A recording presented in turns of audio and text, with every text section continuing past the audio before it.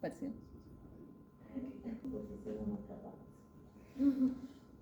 Muy bien, chicos. ¿Y por qué está así?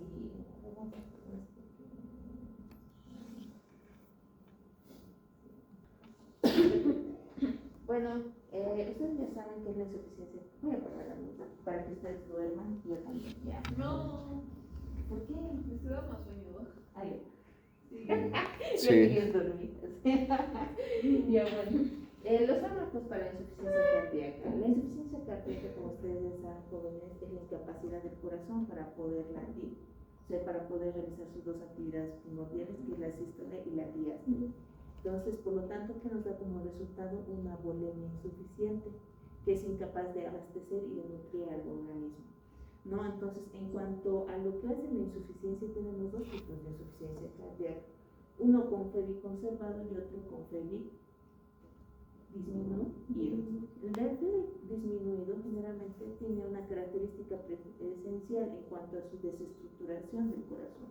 Como vemos, es un corazón gordito, es un corazón dilatado, de forma excéntrica. En cambio, la con fiebre conservada es un corazoncito bien musculoso con desestructuración, pero de tipo concéntrica, no es tanto excéntrica, ¿no? O sea, la desestructuración es más de tipo dentro del corazón que fuera, ¿no? Pero ¿qué me da como resultado o como denominador común la insuficiencia cardíaca que se genera en la insuficiencia cardíaca? La hipertensión arterial. En la mayoría de los dos casos, ya sea con FEBI conservada y disminuida, el causante principal es la hipertensión arterial de tipo crónico, es decir, de tiempo, ¿no? De tiempo avanzado. En cuanto a las características, nunca, inclusive la característica principal es que la aldosterona es aquella principal, el resultado final de la hipertensión arterial, que me va a dar como resultado esta desestructuración del corazón, ese daño en el corazón. Nuestro objetivo no solamente es tratar la causa, independientemente si es hipertensión arterial, que en el 90% de los casos es, también es tratar otras causas que también te pueden dar como resultado la insuficiencia cardíaca, ¿no? ¿Esto por qué? Porque el daño hacia el corazón generalmente te va a dar como resultado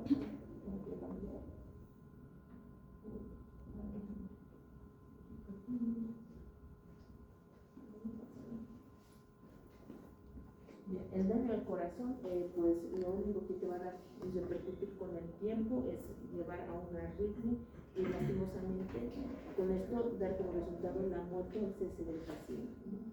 Entonces, cuando nosotros hablamos independientemente si es una FEBI conservada o FEBI disminuida, cuando afecta, digamos, el lado, primeramente, el lado izquierdo del corazón, lo que pasa es que el lado izquierdo, ya sea concéntrica o excéntrica, va a dar como resultado la regurgitación de la sangre hacia los pulmones, pero es una sangre de tipo ya oxigenada, ¿no? Que te va a dar como resultado un edema pulmonar. Por lo tanto, lo que va a suceder es que, obviamente, que esa sangre que tenía que salir al sistema va a pasar al pulmón, ¿no? Por el daño estructural que hay y funcional que hay en ese lado izquierdo del corazón. Por lo tanto, a nivel sistémico va a haber una disminución de la irrigación y de la oxigenación de los diferentes órganos. Entonces, por eso los pacientes que van a causar de disnea o tornea, un clásico signo de la parte de la congestión y edema pulmonar. Pero si nosotros hablamos del lado derecho del corazón, es esa parte donde reciben lo que son la sangre venosa hacia las aurículas y los ventrículos. ¿Qué pasa cuando hay una alteración estructural y funcional? La sangre, esta parte del corazón del lado derecho, no va directamente a mandar esa sangre desoxigenada hacia los pulmones, sino regresa hacia los órganos, ¿no? Y eso pone como resultado la congestión de tipo venosa. Va a haber paciente con hepatomegalia, va a cursar con infiltración yugular, va a presentar edema. En los pacientes cirróticos va a cursar con una citis. Entonces, es una congestión de tipo sistémica. No solamente ya ahí va a ser como el lado derecho pulmonar, ¿no? En la congestiva es cuando ya afecta en general. Pero si hablamos de las causas, categorizando por la sistólica, la diastólica, como pueden ver en la parte, por ejemplo, sistólica, no van a ver que el corazón siempre va a ser por hipertensión arterial, ¿no? Siempre. Secundario, miocardiopatías dilatadas. En nuestro país de tercer mundo es la enfermedad de Chagas. En la disfunción diastólica, que el corazón que no puede dilatarse, ¿no? Entonces, siempre va a ser hipertensión arterial y las valvulopatías en el tercer mundo, ¿no? Y en aquí, por ejemplo, está muy relacionado con las arteriosis y amiloidosis. Y cuando nosotros siempre vamos a hablar de insuficiencia cardíaca, independientemente de las causas, para llegar a un diagnóstico es muy importante los criterios del familiar, ¿no?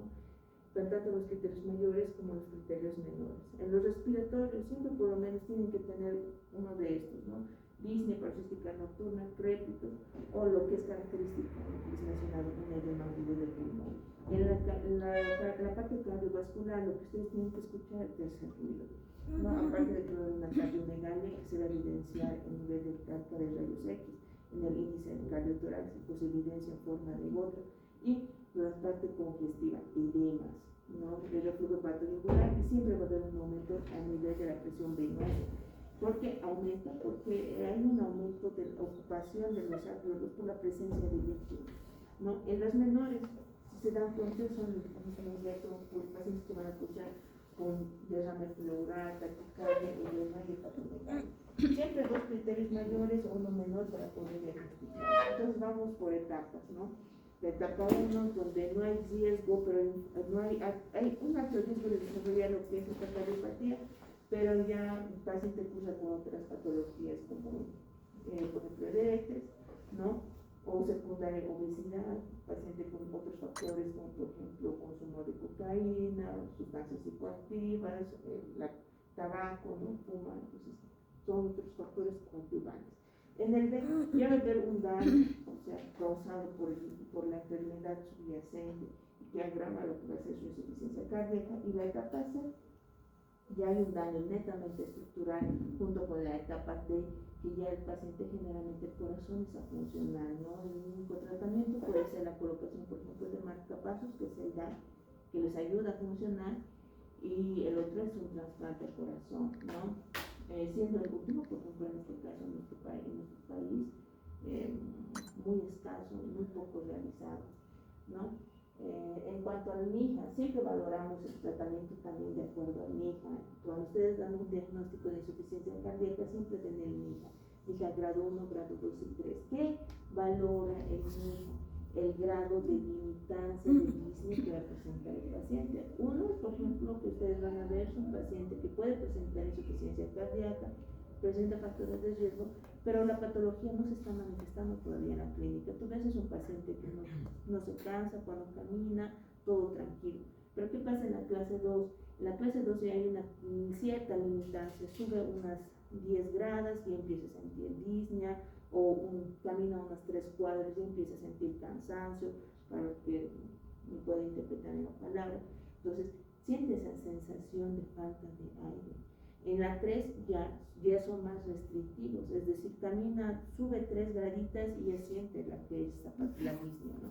Y la clase 4, que es la más grave, que está juntamente coordinada con la etapa C y la etapa D, son aquellos pacientes, por ejemplo, que incluso en reposo, como ustedes se encuentran, van a presentar la sintomatología de la disnea.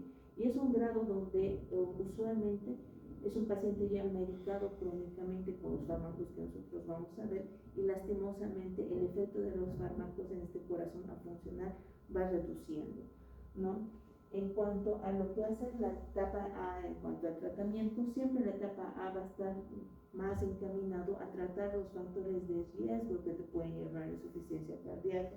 Yo qué sé, paciente, tú le detectas con hipertensión arterial, trata la hipertensión arterial a tiempo, no dejas que la hipertensión arterial evolucione en el tiempo y te lo altere estructuralmente y funcionalmente a tu corazón, ¿no? Entonces vamos a eso, a tratar los factores de riesgo. La etapa B ya va más enfocado, si ustedes se han dado cuenta, que ya hay una insuficiencia marcada, hemos dicho, pero aquí es donde ya entra tu tratamiento, ¿no? Tus dietas, tus ARA, tus beta blockers, ¿no? Obviamente, los beta blockers saben muy bien que no se dan insuficiencia cardíaca descompensada. Cuando tu paciente sale de la descompensación, del estado crítico, recién puedes administrar insuficiencia, los beta antagonistas, ¿no? Mientras tanto, no. Tenemos los antagonistas de la aldosterona, es muy importante, les he dicho, porque la aldosterona es la que causa el daño estructural y funcional del corazón, no que va a provocar la remodelación cardíaca. En cuanto a ácidos diuréticos, tienen también dos modalidades: uno, disminuir la presión arterial, y también disminuir la poscardia y la precardia. ¿Y por qué hacemos esto? Porque el corazón generalmente, si se han dado cuenta, el denominador común es un paciente bien congestivo, bien cargado de volumen. Lo que hacemos con los diuréticos no solamente es bajar la presión, sino también la bulimia, y por lo tanto el trabajo cardíaco hace corazón disfuncional. En cuanto a los dinitratos de isostornide, van más relacionados a producir una relajación o dilatación de las arterias. Esto también colabora junto con los diuréticos y los inhibidores de la neprilecina, ¿no? Entonces, por ejemplo, vamos a ver más tarde, ¿qué es la neprilecina, chicos?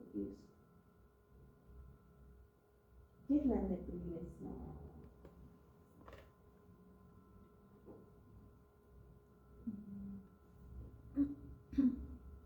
Sí,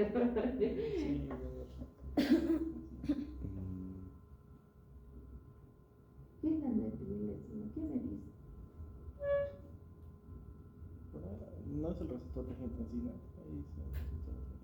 Claro, no olviden, la neprilecina va a ir junta, los inhibidores de la neprilecina van a ir juntamente combinados, no vienen solos como un fármaco, vienen siempre combinados conjuntamente con los inhibidores de la angiotensina 2, ¿no? Con los ARAS2, ¿no? Con los valsartranes específicamente. ¿Por qué? Porque los valsartranes, a diferencia de los ATA, tienen la capacidad en cuanto a la parte química de poder combinarse con otros fármacos, no inhibiendo, sino potenciando la acción. En cambio, los losartanes van muy bien como dosis única, como un solo fármaco, ¿no? ¿Qué me dice de la neprilecina? ¿Quién conoce la neprilecina? ¿Cuál es la función de la neprilecina? El que me dice va a tener sus 3 puntos adicionales en su trabajo.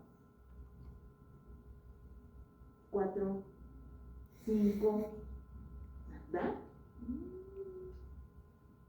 Mis jóvenes, les falta inspiración. Creo que voy a aplazarlos a todos para que podamos ver el fármaco otra vez. ¿Nadie? Yo soy una que agrega péptidos los activos. Está bien, ¿ves? Aunque con el chat perfecto, ahí está. Ya, está bien, los péptidos vasoactivos. Por ejemplo, también, ahí están, gracias. No tengan miedo, esos 5 puntos, y creo que le va a ayudar. Va a estar difícil su examen. Si no nos ven, no, ¿qué vamos a hacer? La neprilecina inhibe lo que va a ser la acción, como dice su compañera, de vasoactivos. Uno de los vasoactivos es el péptido natriurético auricular y cerebral. La parte de las aurículas fácil, esos péptidos nacen de las aurículas, y el cerebral no significa que nazca del cerebro, sino nace de los ventrículos. Cuando tus cavidades se expanden aún más de lo normal por acción de la remodelación, por daño, no crean, existe un daño y tus aurículas y tus ventrículos lo detectan, y al detectarlo liberan estos vasoactivos como manera de protección. Pero ¿cuál es lo malo? Que la neprilecina, si es muy bueno, te ayuda como diurético, te ayuda como vasodilatador, incluso como inhibe la remodelación de la aldosterona. Y es excelente, es una ayuda fisiológica de tu cuerpo frente a este daño. Lo malo es que viene la neprilecina y lo destruye, es decir, lo inhibe. Y lo inhibe pues en segundos. Entonces, si bien tiene un efecto espectacular fisiológicamente hablando en tu cuerpo, su efecto es casi nulo, porque viene la neprilecina y lo inhibe inmediatamente. ¿Qué hacemos con el sacubitril y el valsartán? El sacubitril específicamente es un inhibidor de la neprilecina. Inhibimos a la neprilecina, que destruye estos péptidos vasoactivos que son tan buenos, y prolongamos la acción de estos y vemos una acción fisiológica de tu propia enzima.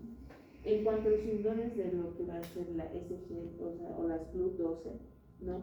Se encarga específicamente, por ejemplo, tiene una acción muy interesante. Son aquellos pacientes que tienen diabetes y también cursan con hipertensión arterial, e inclusive con insuficiencia cardíaca.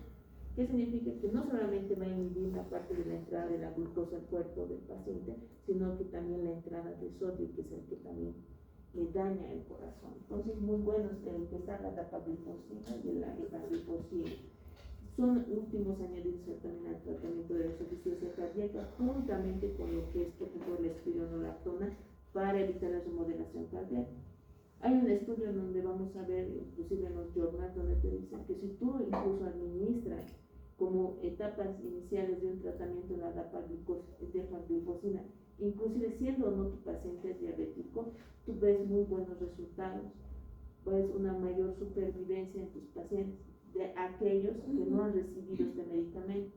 Han visto que su internación ha sido 5 años, y de aquellos que sí han recibido estos, su internación ha sido de crisis, ha sido después de 10 años. Entonces, según estos estudios valorizados por un tiempo estimado más o menos de 10 a 15 por el estudio de estos, han dado muy buenos resultados, ¿no? Y la etapa de, no, obviamente que es un corazón donde lastimosamente no ha recibido tratamiento oportuno específico en las primeras etapas, y lastimosamente llegan a cuidados intensivos. La insuficiencia cardíaca, mis jóvenes, no mata al paciente, lo que le mata es la arritmia que va a ocasionar el daño en el corazón. No es un paciente, es un corazoncito donde llega al último, no puede funcionar, entra en una arritmia y se para, ¿no? Entonces, las fibrilaciones o las asistolias son muy frecuentes en estos pacientes. Y lo que brilla en lo que es la insuficiencia cardíaca es la digoxina y la ivermectina. La digoxina es conocido como glucósido, un glucósido de tipo inotrópico positivo. ¿Qué significa? Que ayuda a latir al corazón. En aquellos corazones donde específicamente la falla es un corazón bien gordito y dilatado y no puede contraerse de manera suficiente para poder inyectar lo que es la sangre al sistema, damos digoxina. Esto ayuda a mejorar la contracción de este corazón. Y la ivabradina, si muy bien hay algunos pacientes que no pueden administrarse beta blocker, tú puedes dar ivabradina como segunda opción para el tratamiento. No es muy bueno. Generalmente utilizamos en las primeras etapas, ¿no? Entonces va muy bien. Entonces, ya entrando a lo que van a ser nuestros fármacos, siempre lo vamos a categorizar así. Los inotrópicos positivos, si ustedes se van a acordar, inotrópicos que ayudan a contraer el corazón. ¿Quiénes son? La digoxina. Los agonistas beta-adrenérgicos, no estoy hablando de antagonistas, agonistas. Los agonistas tienen el efecto contrario de la antagonización, es decir, van a mejorar la contracción muscular, no van a mejorar lo que va a ser el gasto cardíaco, va a haber un aumento de la frecuencia cardíaca, un aumento de la velocidad de conducción. Es lo opuesto al grupo de los antagonistas beta-adrenérgicos que ustedes han dado en su examen. Luego tenemos los diuréticos, los diecas, los árados y los vasodilatadores. Si muy bien estos pacientes, por ejemplo, que cursan con insuficiencia cardíaca, algunos no pueden cursar, la causa no es una hipertensión arterial, damos ARAS 2 y damos diecas 2, pero no damos para evitar la hipertensión arterial, evitamos la remodelación cardíaca. La función es inhibir o que no se genere la aldosterona. Esa es la función en este tipo de pacientes, que la causa no es una hipertensión arterial. Si la causa no es una hipertensión, dale igual dieta y ARA, porque el objetivo no es bajar ahí la hipertensión, es inhibir la aldosterona. Y los vasodilatadores, que es un tratamiento coadyuvante a nivel periférico, ¿no? Cuando vamos a profundizar ahora lo que es la digoxina, que es el único medicamento entre estos, aparte de la ivabradina, ¿no? Y de sacubitril/valsartán, la digoxina se va a caracterizar por ser inotrópico. ¿Dónde actúa la digoxina? En la parte de la meseta. ¿Se acuerdan cuando hemos visto lo que eran los fármacos antiarrítmicos? Sí. Batman, ya sé. Puede ser Batman. Tenemos lo que va a ser, ¿esta qué fase es? Fase 1. 0. Sí. ¿Esta? Fase Bien. ¿Esta? 2. 2. ¿Esta? 3. Bien. ¿Dónde actúa la digoxina? En la fase 6. Porque si se dan dado cuenta, es la fase donde entra el ¿y dónde actúa la digoxina? En la contracción muscular. ¿Qué pasa generalmente? Cuando entra, por ejemplo, lo que es el calcio y se está dando, ¿no? Se está entrando aquí el calcio, tiene que salir, o sea, tiene que salir. Pero la dioxina, pero ustedes saben que esos corazoncitos son así, miren, es un corazoncito bien dilatadito, ¿sí? Vamos a hacerlo así bien delgadito, inclusive lo estoy dando así bien delgadito. Y su entrada de calcio de este es bien insuficiente, bien poquito. Lo que nosotros hacemos con la dioxina es que este calcio, por ejemplo, si muy bien fisiológicamente este calcio se han dado cuenta en la fase 3, tiene que salir, ¿verdad? Es lo fisiológico. Si nosotros dibujamos esto, nosotros aquí tenemos una bomba de sodio y potasio, donde el potasio tiene que entrar. Esta es la parte extracelular del tu miocito y esta es la parte intracelular. Y el sodio tiene que salir. Eso es lo fisiológico, es lo normal. ¿Y para qué hace esto? Porque al ladito de este inhibidor de sodio y potasio encontramos lo que es un receptor calcio-sodio, donde si muy bien este sodio que ha salido ingresa y ayuda a sacar un calcio. ¿Para qué? Porque es lo fisiológico, porque cuando llega aquí tiene que caer y está sacando tu calcio. Pero nosotros sabemos que esta parte de un corazón así, bien dañado, es insuficiente. Entonces, ¿qué hace la digoxina? Viene aquí y lo inhibe. ¿Y cuál es la función para su inhibición de esto? Saldrá el sodio hacia afuera, a ver si intercambia de sodio y potasio. Ya no. No va a haber ese intercambio de sodio. El sodio se queda en el espacio intracelular y el potasio se queda aquí en el espacio extracelular.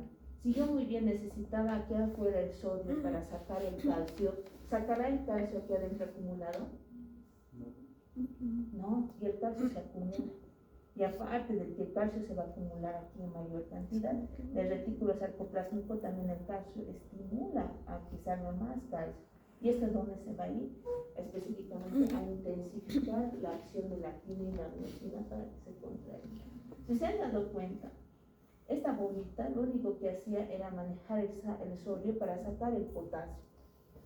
Entraba calcio y sacaba calcio. Entonces, ¿para qué? Para llevar otras cosas. Pero yo no quiero sacar el calcio porque es insuficiente. Aumento la concentración del calcio dentro del miocito y eso es lo que hace la digoxina. Eso es lo que hace la dioxina. En pacientes por ejemplo, con hipopotasemia, cuando hay poco potasio, si ustedes se han dado cuenta, inhibe la bomba de sodio potasio. La dioxina compite con el potasio. Si tu paciente tiene una hiperpotasemia, puede llegar a bajar el efecto de la digoxina porque llega a desplazarlo. Pero si tu paciente cursa con una hipopotasemia, pues van a ver que el efecto es mucho más marcado de los efectos de la dioxina que en un paciente que con hiper. Entonces, a eso vamos, a la digoxina. Lo que hacemos es intensificar, concentrar el calcio. ¿Para qué? Para mejorar la contracción de tu músculo. ¿Y la digoxina por qué es tan importante? Porque no solamente viene de una base, que es la parte de la plantita digital, es purpúrea. No es químico, es sacado de una planta natural. Es la capacidad de este fármaco de ser tan liposoluble y a la vez alcanzar concentraciones plasmáticas de concentración de almacenamiento incluso en semanas, ¿no? Es un fármaco que muy bien puede administrarse por vía oral y por vía intravenosa. Es un medicamento que tiene una alta afinidad a proteínas. Es uno de los medicamentos con más reacciones e interacciones farmacológicas que llega a existir, justamente por esa capacidad de unirse a proteínas plasmáticas. El 90% de la digoxina siempre va a desplazar a los demás fármacos, provocando uno de dos, la concentración y la toxicidad de la digoxina, o en algunos casos lo que es la intoxicación, llevando a una intoxicación digitálica y la incapacidad o la insuficiencia del otro fármaco, ¿no? Lastimosamente. Siempre cuando ustedes van a tener un examen, les preguntan qué fármaco tiene mayor interacción con el resto de los medicamentos, siempre van a optar la digoxina. Es el que mayor interacción tiene. En cuanto a su capacidad de biomedia, si muy bien se administra por vía oral, va a presentar una ligera biodisponibilidad marcada entre 70 y 80%, es un buen fármaco. Y en cuanto a lo que es la vía intravenosa, siempre la biodisponibilidad del 100%. ¿No? Cuando administramos lidoxina, cuando son casos de emergencia por vía intravenosa, ¿no? Hay que tener mucho cuidado con la excreción renal. Generalmente es muy difícil eliminar este medicamento cuando se produce una intoxicación digital. Cuando se da la intoxicación digitálica, por lo general usamos como vacunas antidigoxina, anticuerpos que tienen contra el medicamento. No es como otros medicamentos que cuando se acumulan todas las hemodiálisis y los limpias, no. ¿Qué pasa con la digoxina? Se almacena en tu cuerpo como un depósito y no la hace en la sangre. Es por eso que es muy difícil en la hemodiálisis sacarlo y limpiarlo, ¿no? Se pega bastante muy bien a nivel intracelular del cuerpo del paciente, ¿no? En esa parte tendríamos que mencionar, en cuanto a su vida media, miren, 48 horas, que significa que no es necesario que tú administres cada 12 horas, ni cada 6 horas, ni cada 8 horas, solamente una vez al día es suficiente. 48 horas de vida media, imagínense, ¿no? Bastante tiempo acumulado. Si hablamos en presentaciones, pues miren, hablamos 0.1 miligramos hasta 0.25 miligramos como dosis máxima. En ampollitas, obviamente 0.25, solamente puedes iniciar con una dosis de 0.1 y ustedes ven cómo el paciente va a responder. Es una terapia dosis-respuesta. Yo siempre recomiendo a todos los pacientes de 0.1 cuando incluso están con su desfibrilador, su DAI implantado, ¿no? Administramos 0.1 inclusive para estos pacientes, ¿no? No se olviden, es solamente una sola vez al día. ¿Qué actividad fisiológica vas a ver con la digoxina? Potenciar la contracción, ¿no? Disminuir la frecuencia cardíaca ventricular. Aquí vamos con el aumento del tono vagal y disminución de la frecuencia cardíaca y aumento del periodo refractario. Si muy bien les he dicho que es inotrópico, es cronotrópico negativo. ¿Qué significa cronotrópico negativo, chicos? Y disminuye la frecuencia cardíaca. Es decir, también es considerado como un antiarrítmico, como se nos dio en la anterior clase. Pero ¿cuál es la diferencia? Que este va a actuar a nivel del nódulo sinusal y a nivel del nódulo auriculoventricular, al igual que lo hacen los betabloques.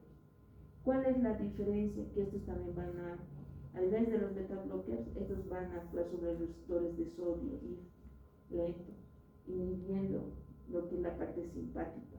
Eso es lo bonito de la digoxina. Tiene una acción local en el corazón que es, por ejemplo, inotrópico, ayudar a contraer, y a nivel del sistema nervioso central disminuye la velocidad de conducción. Creo que es un fármaco perfecto para los pacientes con insuficiencia cardíaca con féretro disminuida, especialmente cuando tienen un corazón así dañado. Lo que hacemos es disminuir la frecuencia cardíaca y la contractividad, o sea, aumentar la contractividad. ¿Por qué? Porque mejoramos el trabajo cardíaco.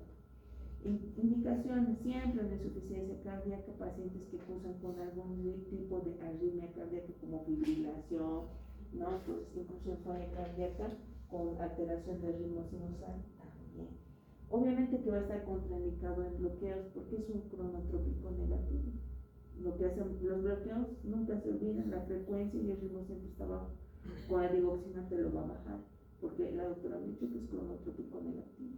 Va a presentar una disfunción, en la disfunción diastólica no está, puede agravar tu disfunción diastólica, ¿no? Inclusive en la insuficiencia renal, no olviden que es altamente liposoluble.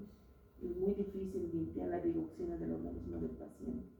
En la parte de los efectos adversos en la intoxicación digitálica siempre vamos a ver una repercusión doble, mayormente más que gastrointestinal y neurológico con la dioxina. No olviden, de hecho exactamente liposoluble, por lo tanto también atraviesa la barrera hematoencefálica y lo que vamos a ver mayormente son las somnolencias y mareos. Es lo primero que afecta al paciente somnoliento, parece como si estuviera entrando en coma diabético, ¿no? Pero no es una intoxicación digitálica. Y las náuseas, vómitos y diarrea que preceden antes de la somnolencia y la afectación neurológica, ¿no?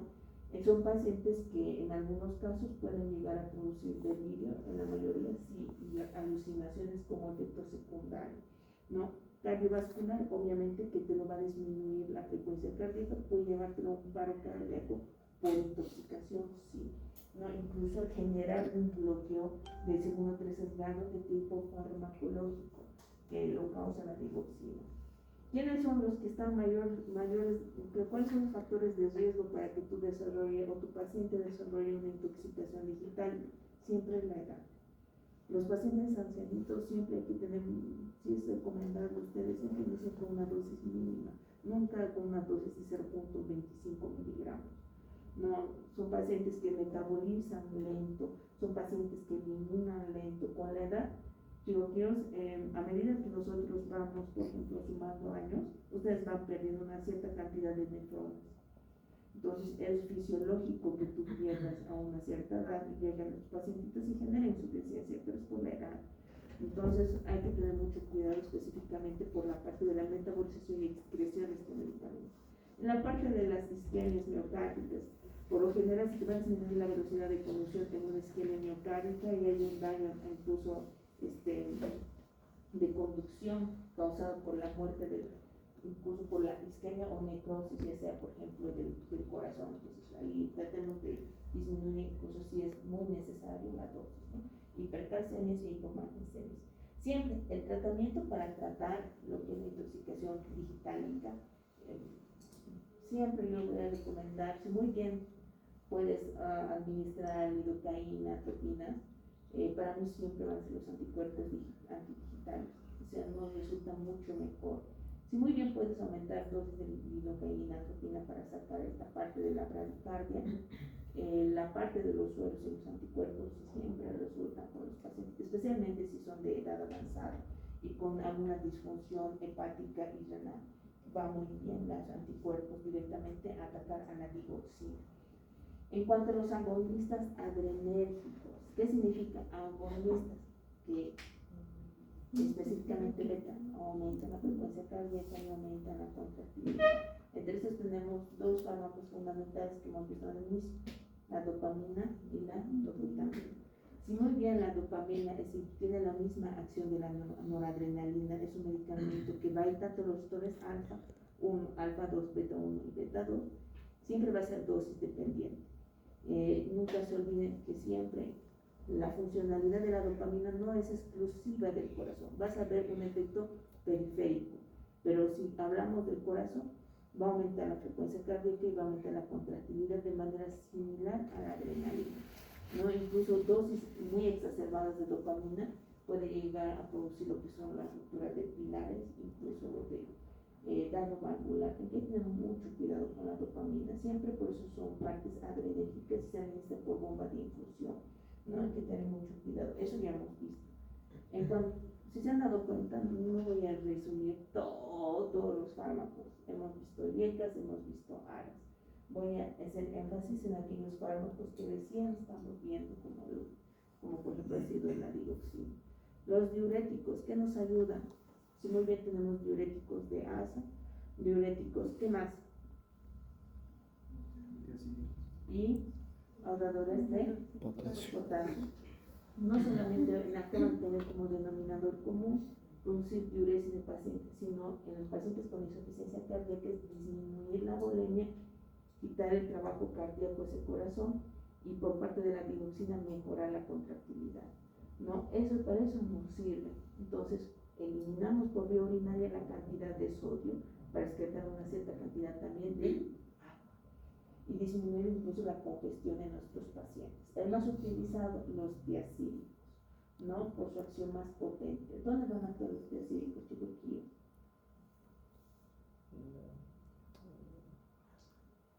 ¿Nada?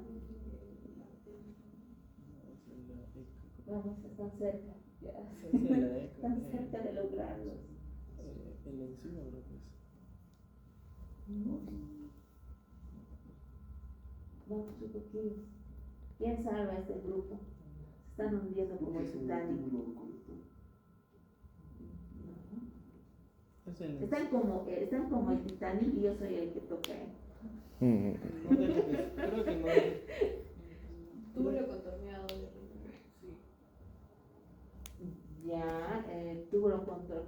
tubo contorneado, No deja que se convierta. la furosemida, No deja que se convierta en angiotensina 2. ¿No es en la ECA? ¿Verdad que en la ECA? No, esas son las. Si hubieran No, son las lanzaría. yecas. Me confundí, son las yecas. Es un cotransportador de sodio y cloruro. Y ya está bien, inhibe el cotransportador sodio, potasio, 2-cloro. ¿Dónde lo encontramos eso? El tubo contorneado estaría bien. ¿Dónde trabaja la furosemida? ¿Los pulmones? En los pulmones. Nada. Ay, Dios mío. Me confundí. No, ¿dónde hay precipicio y humedad ahí? Sí, Doctora se mató por respuesta. En la rama ascendente de la asa de Henle. Bien, en la rama ascendente de la asa de Henle. La asa de Henle es como los tubos, que hay el agua, la parte osmolar en ese lugar es tremenda. ¿Por qué? Porque absorbe mayor sodio en ese lugar. Entonces el sodio y el agua ahí es como un movimiento, es tremendo. Y el actuar en la furosemida inhibiendo específicamente lo que es la parte del cloruro de sodio, ahí juega un papel fundamental. Aparte, a diferencia de la espironolactona y las tiacinas, como ustedes han tratado de eliminar, ellos van a actuar en diferentes túbulos colectores, pero el asa de Henle, imagínense, es como una turbina que mueve el agua y el cloruro de sodio. Entonces, si nosotros inhibimos esa parte, tu cuerpo no lo absorbe el cloruro de sodio y agua, y es como si estuvieran eliminando una gran cantidad de líquido abundante. Por eso preferimos la furosemida antes que las tiacidas y la parte de los ahorradores de potasio, no justamente por eso. En cuanto no se olviden, ya hemos repetido, esto ya nos lleva, eso no significa que esto no vaya a entrar al examen, voy a repetir, si hay ECAs voy a repetir ECAs, diuréticos voy a repetir diuréticos, repasen ya. La parte era 20-80 y intravenoso 40 miligramos. En cuanto a los ECAs, inhiben lo que va a ser la enzima convertidora de angiotensina. ¿Cuál es la función? No producir angiotensina. Esa es la funcionalidad. La angiotensina 2 es la mala, la que produce el daño cardíaco, la remodelación cardíaca. Entonces, ¿es un tratamiento de base en la insuficiencia cardíaca? Sí, independientemente de que tenga o no hipertensión arterial del paciente. Si tiene hipertensión, genial, va como coadyuvante al tratamiento farmacológico. El Enalapril, saben muy bien, por ahí 50, 10, 20, hasta 40, ¿no? Una sola vez al día con una dosis inicio de 5 suficiente. Vasodilatadores tienen como acción generalmente producir óxido nítrico. El óxido nítrico te da como resultado la vasodilatación sistémica a nivel periférico de las arterias. ¿Qué hacemos con esto? Disminuir la poscarga, disminuir la precarga. Y eso va muy bien, aunque no va directamente relacionado con el corazón. A nivel periférico es como si estuvieras produciendo una vasodilatación y mejoras la llegada de sangre y el retorno al corazón, se disminuye. Entonces, por lo tanto, le das más tiempo a tu trabajo de trabajar de una manera correcta, con una buena contractilidad y no a un ritmo apresurado, como ocasiona a veces la vasoconstrucción, ¿no?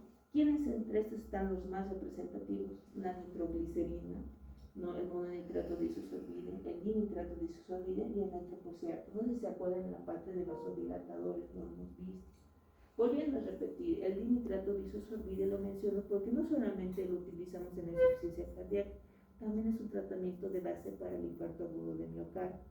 ¿Por qué? Porque su efecto como gas de liberación de óxido nítrico es tremendo, no solamente en vasos, sino también en venas, ¿no? Entonces, si tienen un efecto incluso venoso, este efecto es potente. ¿Y dónde no es venoso solamente a nivel de periférico de las extremidades? Hablamos en el corazón.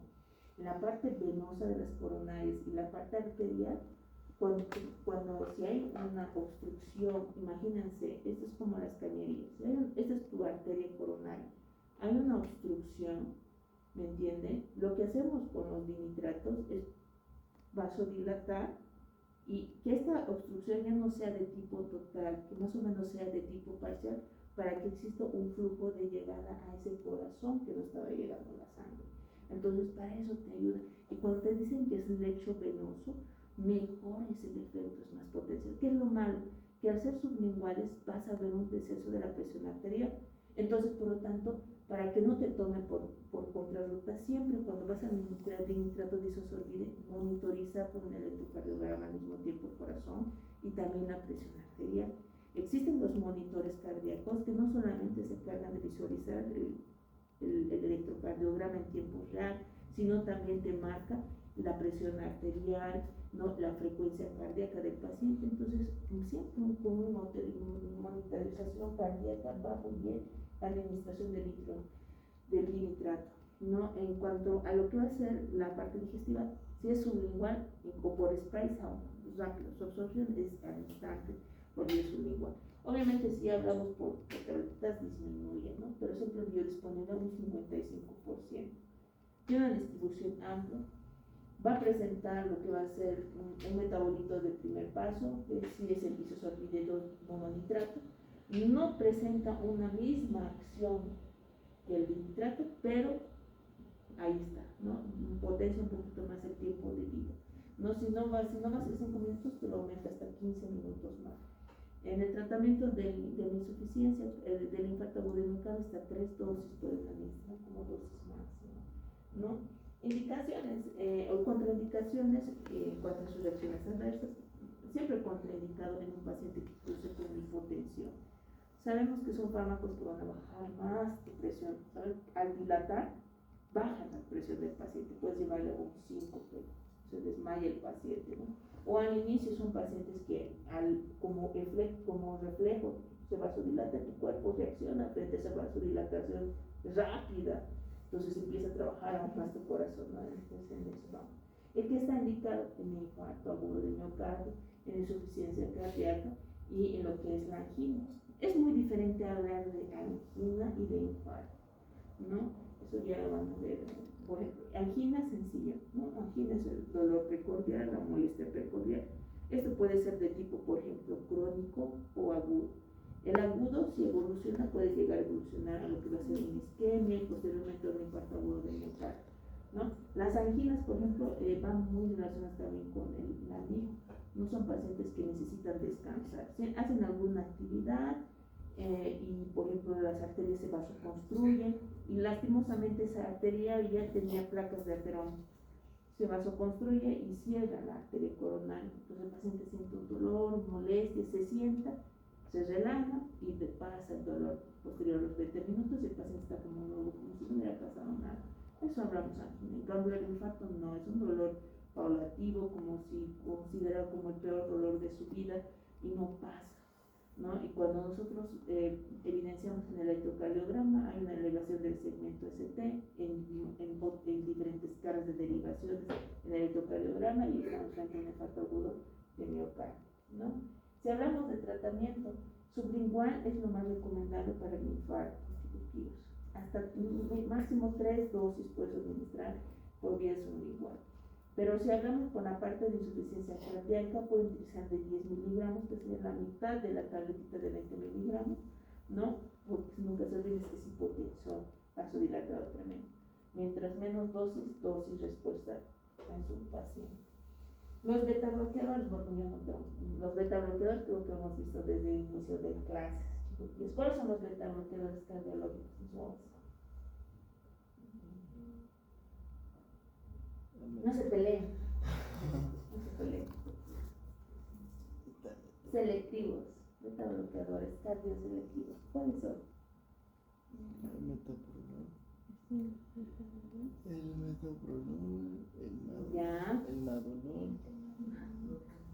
Ya, metoprolol, ¿qué más? el timolol, el pindolol, creo que no. Todos los nadolol. Ya. El esmolol. ¿Qué más? El esmolol. Ya, el molol, ¿qué más? Ya, misoprolol, ¿qué más? De propanolol, el celipronol. ¿Atenolol han dicho? Sí. Ay, ya ponemos aunque sea 3. Eso va a entrar a su pregunta, a su examen, chiquillos. Por menos anótense ustedes. de que sus compañeros, no sé ni si vendrán, no sé, muy decepcionados están. Pero ustedes por lo menos échenle la pelea en eso al final. Bueno. Entonces no se olviden, ¿por qué preferimos cambios selectivos que no selectivos? Porque los no selectivos vamos a ver efectos a nivel del corazón, de la vejiga, a nivel gastrointestinal, y son más efectos adversos. En cambio, los selectivos simplemente van enfocados a disminuir la frecuencia cardíaca, la contractilidad. ¿Para qué nos sirve el infarto agudo del miocardio? Actualmente nuestras guías ya no está el tratamiento de beta-bloque. Sí, posterior al tratamiento pasado la insuficiencia cardíaca congestiva, sí. Posterior al infarto agudo del miocardio, sí. No, pero no está recomendado en una crisis, no está recomendado. Siempre esperamos que el paciente salga de la crisis patológica para poder administrar un beta-bloque, ¿no? Pero de que son buenos, son utilizados también como opciones de antiarrítmicos, lo hemos visto, específicamente si son cambios selectivos. Entonces, en la parte del atenolol, porque hago énfasis, porque no hemos descrito mucho el atenolol, pero es un netamente beta-1 cardioselectivo, netamente va a presentar lo que es la parte de disminución de la frecuencia cardíaca, de la contractilidad. Si muy bien su efecto no está indicado, o sea, no está directamente proporcional al efecto vasoconstricción a nivel pulmonar, se dice que aumentando las dosis tóxicas puede llegar a producir, a pesar de que es un cardio selectivo. Doctora, buenos días. Buenos días, chicoquillos. Vayamos con el atenolol. Mientras pequeños cortes comerciales avanzaremos. En cuanto a lo que va a ser la parte del atenolol, si muy bien es un fármaco de primera elección beta-bloque, siempre se va a absorber bien y se va a distribuir bien como la mayoría de los beta-bloques. Si muy bien no presentará una biodisponibilidad de 100% como llegaría a probar, te va a marcar una biodisponibilidad entre un 60 a un 80%, muy buena en cuanto a un fármaco beta-bloque. La unión a proteínas plasmáticas es un 16%. ¿Eso qué significa? Que tiene la capacidad de unirse a las proteínas en escasa cantidad. Es decir, no es como la digoxina que se va a unir a un 99%, prolongamos su vida media, almacenamos el no.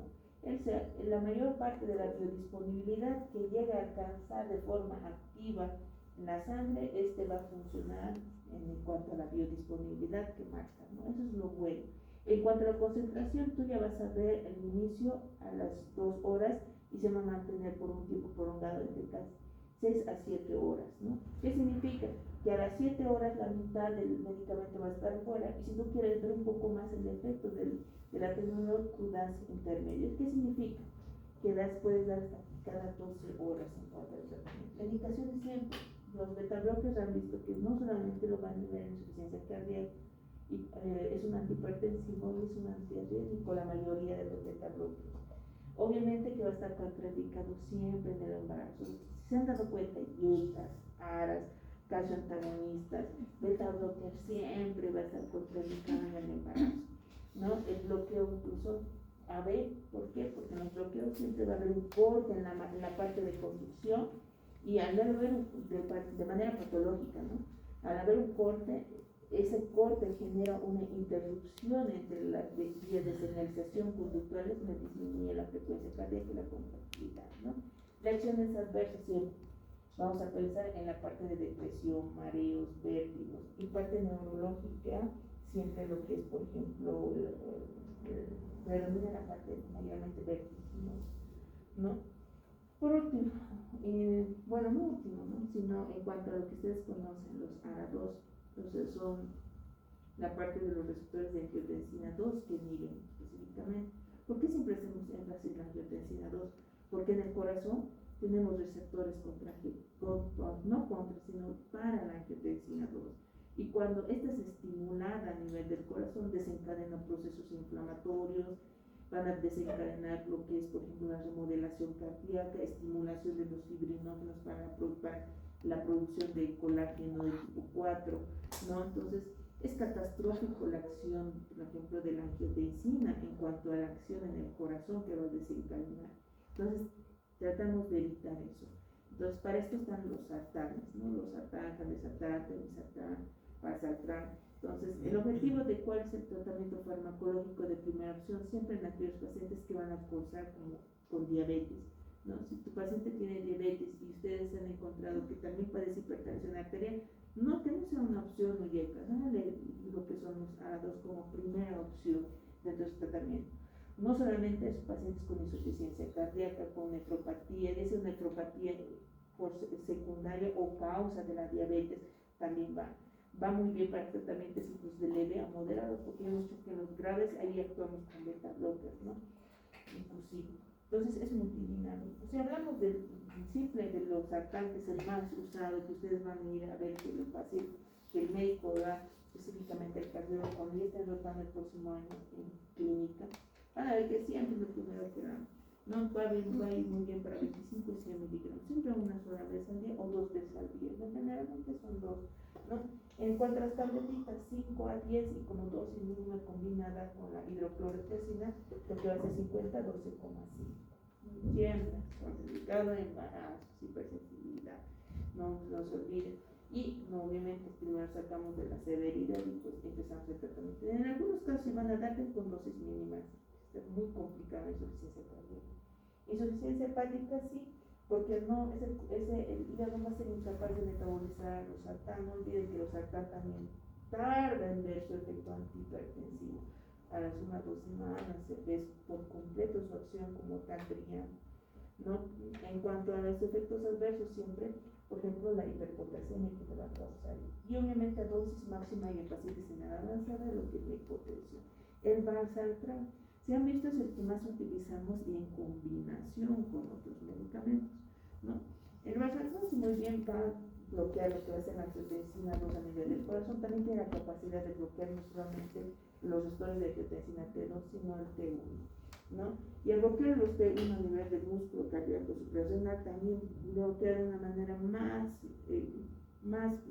mucho mejor en cuanto a la potencia del valsartán, pero esto siempre tiene que ser con una dosis mínima. Es por eso que se prefiere la combinación con otro medicamento con los valsartanes. ¿Por qué? Porque este va a ayudar a potenciar el efecto de otros fármacos antihipertensivos, ¿no? O incluso como la neprilicina, ¿no? Entonces, altamente selectivos los más usados, sí, ahí están. Si nosotros vamos cuanto a la farmacocinética, se absorben bien, se distribuyen muy bien, pero aunque su biodisponibilidad es 25%, tuve el resto de todas las 2 horas y se mantiene suspendido por casi 12 horas en cuanto al tiempo de la vida media, incluso un poco más. Va a presentar en la parte de lo que es la unión a proteínas, sí, en la albúmina, pero la característica del valsartán es que no, al igual, por ejemplo, que los sartán tiene poca biodisponibilidad y paso hacia la parte hematoencefálica, así que tranquilo.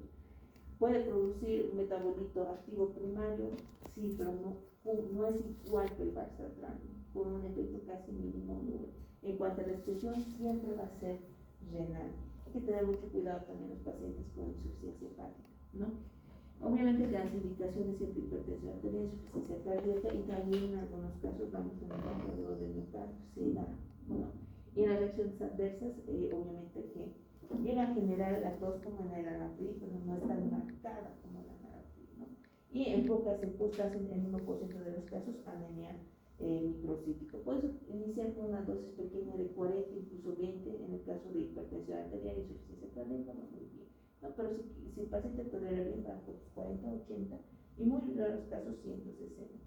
En lo que va a ser, en esta parte, unimos lo que va a ser indol de la angiotensina más la neprilicina. Entonces tenemos el sacubitril más valsartán, ya lo hemos visto el valsartán.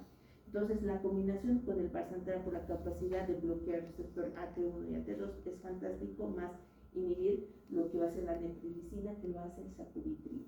Entonces potenciamos el efecto si es un medicamento que si muy bien no es de último tratamiento, ya es un tratamiento que se ha utilizado ya hace 10 años, sigue todavía viendo muy buenos beneficios.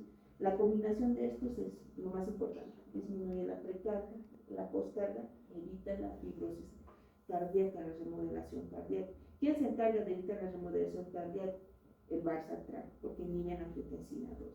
Y la parte de la precarga, postcarga, específicamente es el sacubitril. porque ahí actúan, por ejemplo, tus vasoactivos, provocando una vasodilatación proteica, es tremendo, y eso es fisiológico encargado por tu propio cuerpo. ¿Ayuda a mejorar la supervivencia? Sí, se ha visto en los estudios que el tratamiento con sacubitril y valsartán como tratamiento de combinación ha dado muy buenos resultados. 50% de los pacientes con insuficiencia cardíaca que han estado internados. En cuanto a la farmacocinética, ¿qué es lo que le hace bueno al sacubitril y provoca que lo inhiba por ejemplo, a la retripticina? Específicamente su metabolito activo. Sé que es muy raro, pero así se llama, LBQ 656. Es el que se va a formar como efecto, como efecto de la metabolización hepática.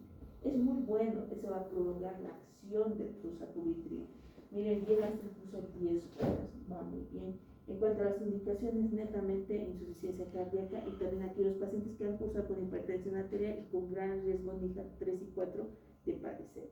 Reacciones adversas, siempre angioedema. No os he visto que con la combinación, pero de ahí todo tranquilo.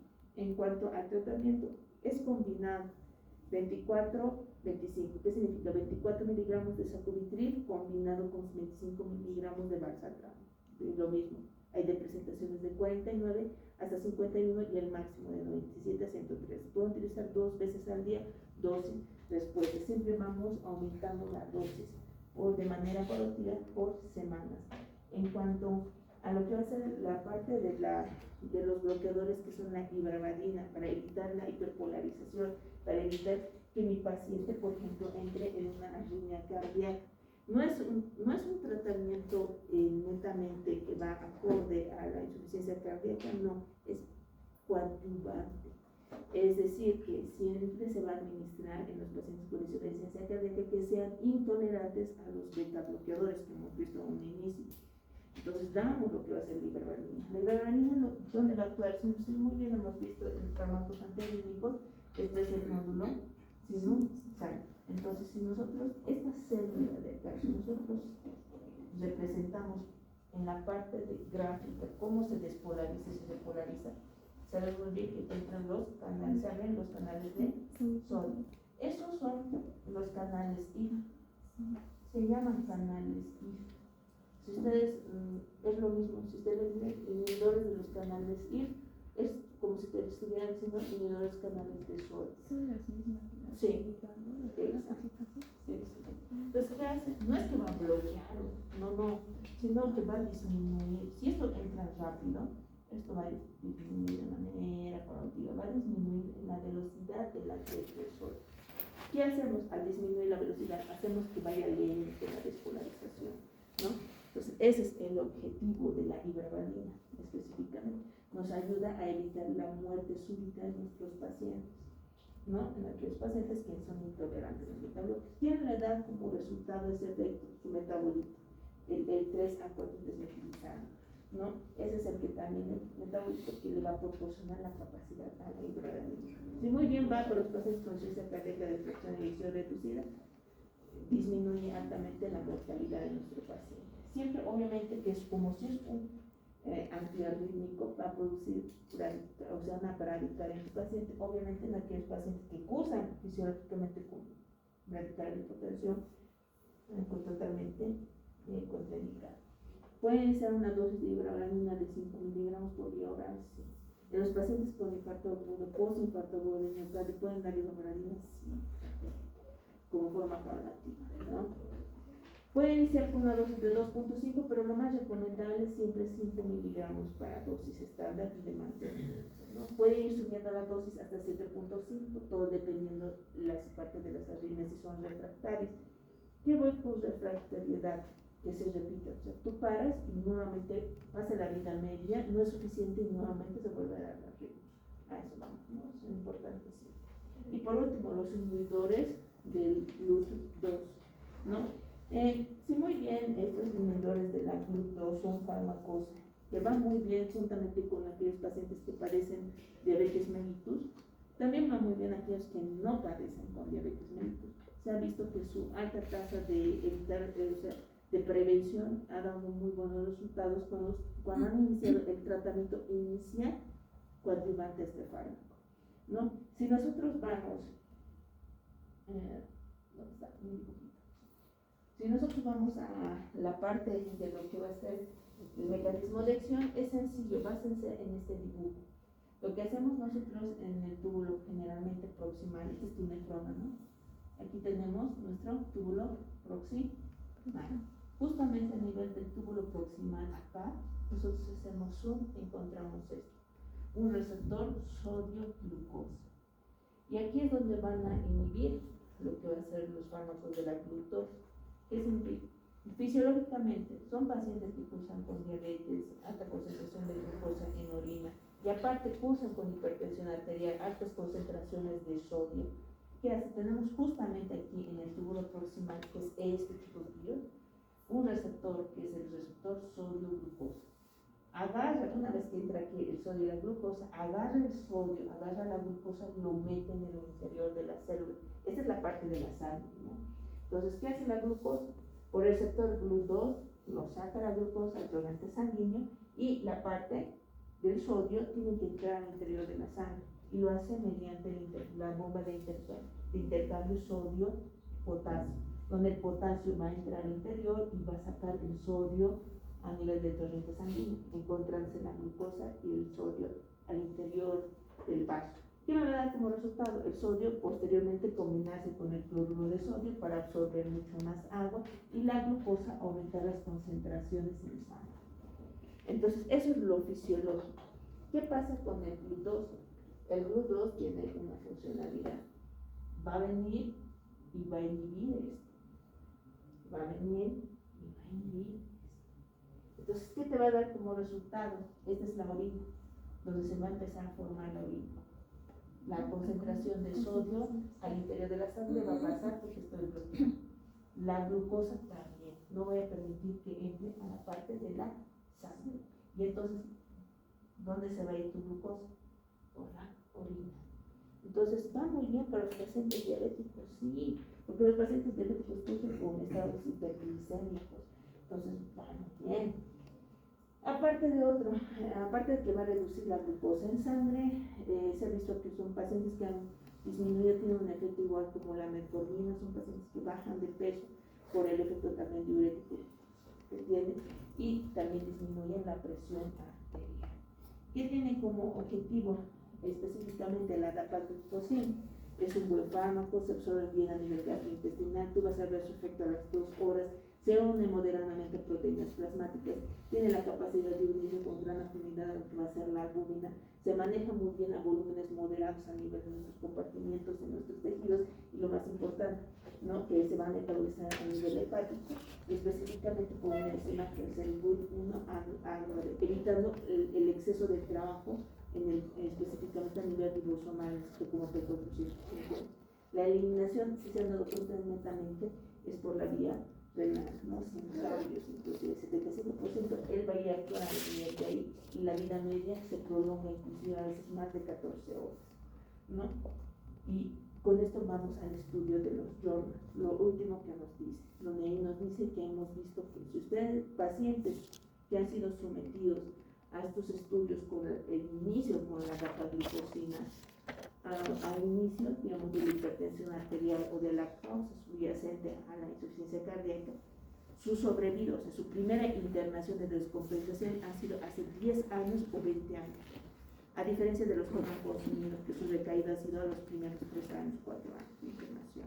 Entonces, prolongan la sobrevida y son fármacos últimamente excelentes dentro del tratamiento. En la administración, 5 miligramos hasta 10 miligramos como tratamiento estándar, siempre se trata de llegar aumentando la dosis de acuerdo a las semanas, ¿no? Tratemos de manejarlo, ¿no? Entonces, ya sea por un ajuste de dosis como una dosis estándar, siempre que sea 10 miligramos, que es el objetivo del tratamiento. En cuanto a lo que hace la diabetes, tenemos indicaciones siempre para diabetes tipo 2, insuficiencia cardíaca, hipertensión arterial, pacientes que cursan con obesidad, también, ¿no? Tiene un efecto igual como la metformina en cuanto al peso, y la hipertensión arterial está excelente, pacientes con insuficiencia cardíaca, e inclusive aquellos que cursan con nefropatía o alguna alteración estructural y funcional hepática. Contraindicado, lastimosamente, en las embarazadas y en la lactancia, pasa y se elimina a través también de la leche. ¿no? En pequeñas cantidades, entre 1 a un 0.1%. Y totalmente en la edad pediátrica. ¿Por qué? Porque no se han hecho pruebas todavía específicamente con los GLUT, ¿no? Con los pacientes pediátricos, ¿no? Y en cuanto a la insuficiencia renal grave, ¿por qué? Porque este es netamente de excreción renal, que significa que los niños tienen que estar perfectamente para que sea capaz de eliminar este medicamento, ¿no? Eso es en cuanto, bueno, a eso es todo. Se han dado cuenta que tenemos IECAS, ARAS, beta blockers, medicamentos que ya hemos visto, y obviamente los agonistas adrenérgicos. ¿Qué ha sido lo nuevo? La ivabradina. ¿Qué ha sido lo nuevo? La digoxina. Y el último, esa cubitil más Barça, ¿no? El último tratamiento para eso. Y los GLUT12, ¿no? La capaciticina, ¿no? Que es muy bueno.